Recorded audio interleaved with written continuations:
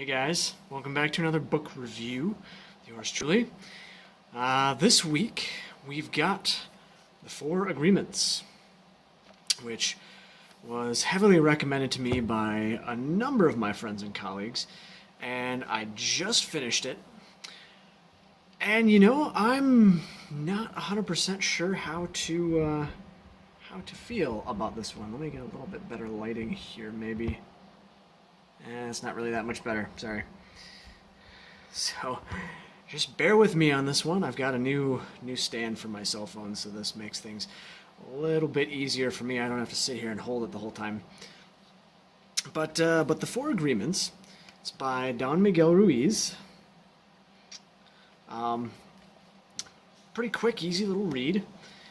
And one that took me longer than I had anticipated. Of course, a lot of that is due to my own schedule, so that's all me. But it's an interesting little book. The first thing, let me start with kind of the things that maybe might put some people off. There are some points in here that are tied to, well, I guess they wouldn't be points, they're more metaphors, so more religious metaphors. It talks a lot about love, and there's lots of alluding to, the Creator, which, could be God, could be, whatever deity it is you subscribe to. The book does a decent job of not necessarily does a good job of not honing in on a given religion. There are mentions of Jesus in the Bible a couple times, but those are more to get a specific point across as opposed to just, hey, in Christian lore, we do this. So those were a couple things that kind of put me a little bit off it, because it was like, okay, well, I can see where you're getting at, but are the religious ties really something that we need to get into in this instance? You could use other metaphors and get the point across just as well, I think. But The Four Agreements, let me, here they are, they're right inside the cover.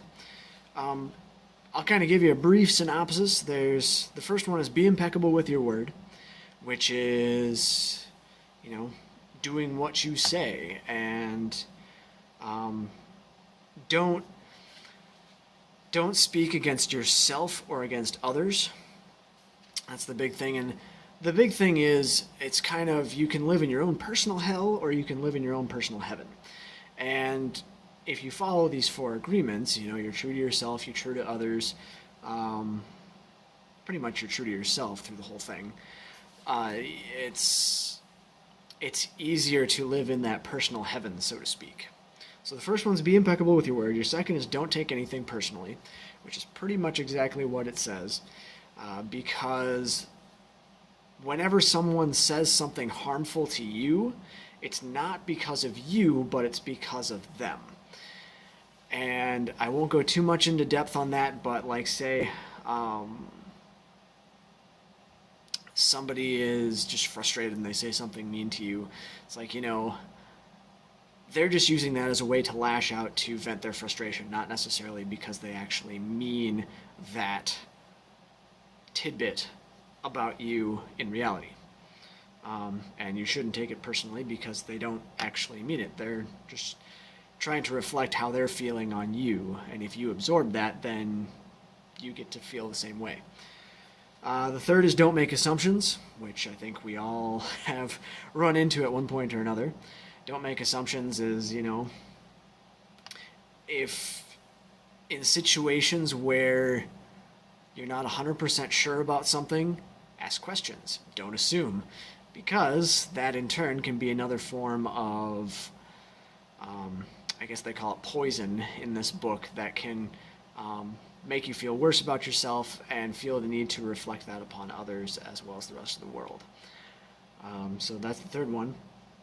The fourth one kind of ties everything together, which is always do your best, which is just like you would expect it to be.